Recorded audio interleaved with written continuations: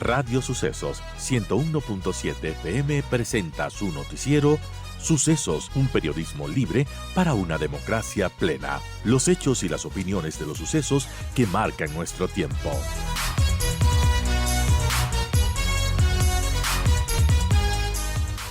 Nosotros continuamos con más y vamos a hablar acerca de un tema de salud que con toda la coyuntura política y todo, bueno, se nos puede pasar ciertos temas, pero el tema de la salud nunca hay que dejar de toparlo. Y estamos con el doctor Patricio Abad, médico neurólogo del Hospital Metropolitano. Bienvenido, doctor, gracias por acompañarnos. Y bueno, la pérdida de la orientación espacial se relaciona con los primeros signos del Alzheimer, según un nuevo estudio que difunde Infobae. Hay investigaciones difundidas por Science Focus, donde se ha identificado que dificultades en tareas de navegación evaluadas mediante realidad virtual se relacionan con un mayor riesgo de desarrollo de la enfermedad neurodegenerativa antes de que surjan algunos problemas de memoria evidentes.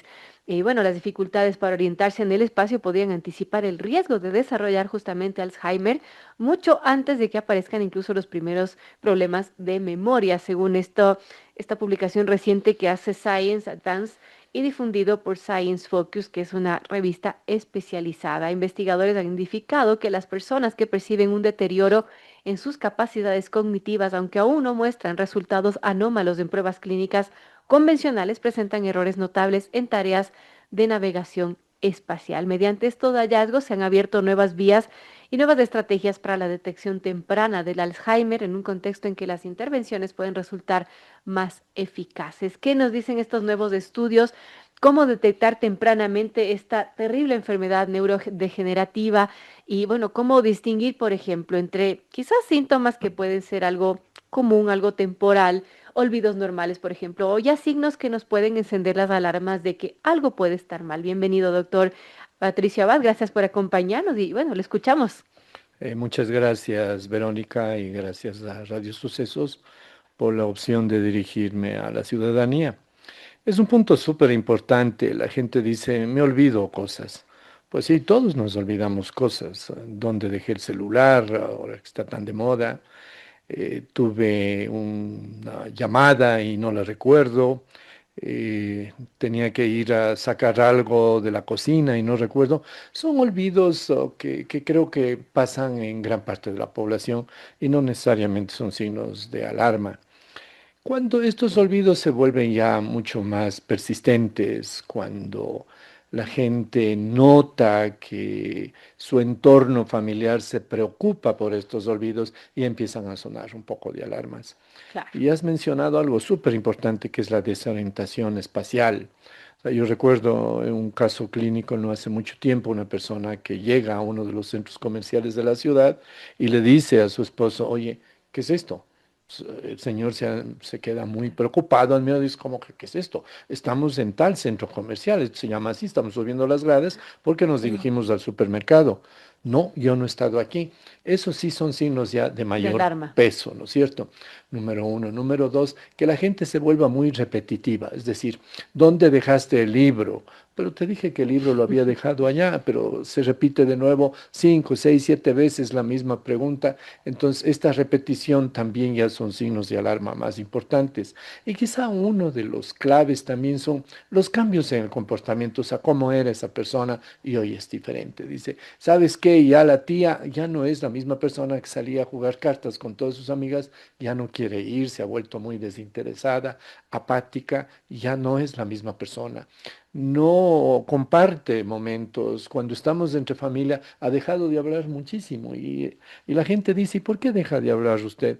Dice, es que me da mucho miedo porque dicen que me olvido las cosas, entonces me pongo tensa, me pongo ansiosa y ya no participo en muchas de las cosas. Entonces Entonces, la es gente todo se retrae cuando se tiene retrae, se estas vuelve. sensaciones. La apatía es Ujú. uno de los síntomas, sí, de conducta quizá más importantes en el diagnóstico de probable enfermedad de Alzheimer desde el punto de vista clínico, que estamos hablando de la cotidianidad.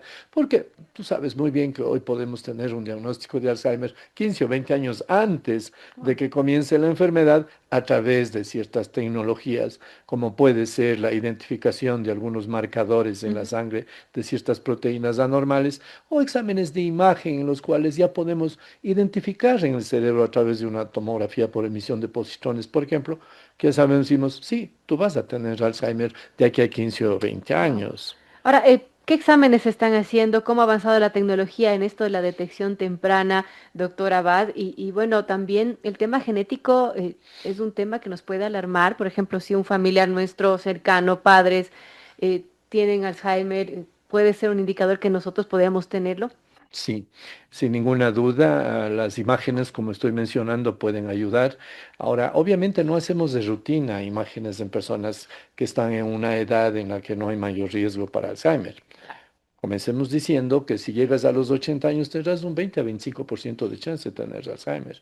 Y si llegas a vivir 90 años, ese riesgo asciende al 35 a 40%. Es decir, hay muchísima gente que va a tener Alzheimer en este planeta y no sabemos dónde vamos a Mm. poner tanto paciente con Alzheimer. Pero la genética es importante. Se puede determinar a través de estudios muy simples de saliva o un poco de sangre si tú tienes ya proteínas relacionadas al Alzheimer, las famosas proteínas A, APOE, 4. La una es protectora, la otra es de factor de riesgo. Entonces sí, también se puede saber todo eso. Esto lo que hace es decir, estamos en riesgo, pero el primer riesgo o el factor más importante es el, el paso de los años. Y como en esta población ahora vivimos más años que hace 15 años, entonces los pacientes con Alzheimer son mucho más Claro. numerosos. Pero básicamente la clínica es lo que identifica todo. Y lo importante de todo esto es ver si identificamos de una fase donde podamos ayudar a los pacientes. Fíjate tú que en estudios bien determinados, dobles ciegos, en fin, Ujú. solamente en el daño cognitivo leve en este momento, el daño cognitivo leve, que es esto que hemos estado hablando, me desorienté, sabes que estoy muy repetitiva, la persona y todo, haces marcadores en sangre o líquidos cefalorraquídeos son positivos, estos marcadores que hacen referencia a dos proteínas básicas, el beta amiloide y la tau, que son las que enredan todo en el cerebro y te, Wow. y te- y te dañan tu cerebro. Entonces, si esos pacientes son identificados en esta etapa, pueden recibir ayuda con medicamentos que se llaman anticuerpos monoclonales en los Estados Unidos y en Europa. Se lo está usando muy caros, pero aquí viene el Eso pero de todo esto. esta situación Sí, sí, es capaz degenerativa. de parar la enfermedad y retrasar la evolución, pero no es que cura. No Claro. tenemos nada que cure Alzheimer y todas las demencias de este momento. Pero si uno se percata de que los pacientes pueden recibir estos anticuerpos monoclonales, que como digo son muy costosos, la eficacia clínica de estos monoclonales no llega más allá de 30 a 35%, o sea, tampoco es Tampoco mucho. es, claro. Y otra cosa que es importante, y esto sí es un mensaje a la ciudadanía, por favor, es de que si tú consideras los factores de riesgo para enfermedad de Alzheimer y puedes controlar esa lista de factores de riesgo, también la eficacia que disminuye la posibilidad de tener Alzheimer es de un 30 a 35%. O sea, es muy Claro. parecido, pero lo uno vale más de $50,000, lo otro vale mucho menos. ¿Cuáles son estos factores de riesgo, Vero? La primera es hipertensión arterial. Dos, diabetes. Tres, colesterol alto, obesidad, apnea de sueño, pésimo sueño, el mal sueño, la persona que no duerme bien, que se ahoga durante la noche, sí tiene más posibilidades de tener Alzheimer. La persona sedentaria que no hace ejercicio, es decir, que no tiene una dieta adecuada. Entonces, fíjate que si por un lado ponemos los anticuerpos monoclonales con un platal que vale un Claro. montón de Y dinero, no se corrige versus la otras otra cosas. cosa, no hay mucha diferencia. Quizá entre los dos puedan sumar. Pero aquí el Claro. mensaje más importante es el cuidado del cerebro, como el cuidado del corazón o el cuidado del hígado, se refiere a controlar factores de riesgo y tener una vida mejor, adecuada. Qué importante, imagino que esto del estilo de vida, claro, se lo hace desde temprana edad. Y, por ejemplo, esto de tener una buena higiene de sueño. Hay suplementos, por ejemplo, no sé, se me ocurre el fósforo, algo que le pueda ayudar a alguien a tener una mejor memoria, a tener una salud del cerebro más óptima. No hay. Yo recuerdo en la época de estudiante de medicina que te querías tomar una cosa y otra cosa para memorizar más. Decían, coma, habitas. No, la verdad que no. El cerebro es casi un santuario. El cuerpo está protegido por una barrera llamada meninges. Entonces no entra cualquier cosa al cerebro. Entra poca azúcar, la circulación, por supuesto, sanguínea, pero el cerebro está alejado de muchas de estas cosas. Cuando la gente dice estoy tomando vitaminas, fósforo, magnesio y todo para mi cerebro, digo, pues que no entra. O sea, gente me queda viendo y dice, pero ¿cómo que no entra al cerebro? Pues no entra. Entonces te pueden servir para varios otros órganos y metabolitos. Que al cerebro, Sí, ¿no? pero no llega, o sea, filtra mucho el cerebro, Ok. filtra. Fíjate que si tú tomas un medicamento para el mismo Alzheimer, un medicamento, apenas son una porción muy chiquita de ese medicamento, se liga a proteínas y las proteínas son capaces de penetrar al cerebro, o sea, no es que entra todo. El cerebro se cuida de las formas que estamos hablando y a esto añádele, por favor, dos cosas o tres que son súper importantes, que es en parte de la salud mental que tanto se habla es la educación. Es decir, una persona educada, culta, instruida, que lee, que Ujú. oye buena música, tiene menos chances también de tener Alzheimer. Yo se probó hace muchos Y eso es años. porque está eh, ejercitándose el cerebro, la memoria todo el tiempo. yo les digo a mis pacientes, vean ustedes que cuando te has lastimado la rodilla, nadie duda de que hay que ir a la terapia física. Pero Claro, cuando tu cerebro está fallando, la gente sí duda de que si hay o no hay una terapia cognitiva. Y por mm, supuesto que hay una buena terapia cognitiva. Hay técnicas qué cognitivas que interesante. pueden ayudar muchísimo a mantener el cerebro.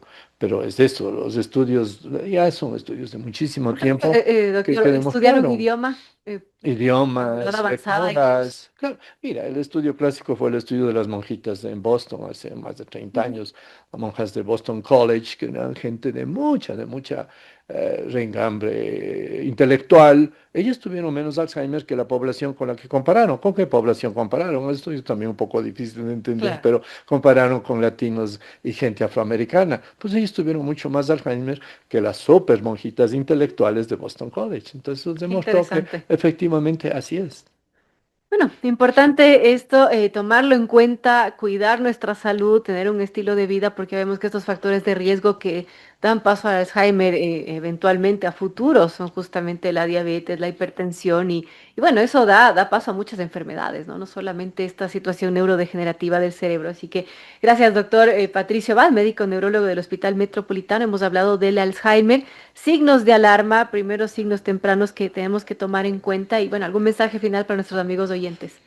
No, gracias por escucharnos y estamos listos en el Hospital Metropolitano para poder ayudar a los pacientes que tengan dudas sobre la posibilidad de tener o no Alzheimer. Y eso, el mensaje de cuidar muchísimo el cerebro, así como cuidamos los músculos, hay que cuidar el cerebro. Finalmente yo siempre digo que el disco duro está arriba, que todo pasa por ahí, así es que cuidar eso. Qué buen mensaje. Así como vamos al gimnasio a ejercitar los músculos para que, bueno, no se debiliten, que también es importante ejercitar el músculo cerebral, por decirlo de alguna manera. Así Gracias, mismo. doctor. Gracias, Guillermo.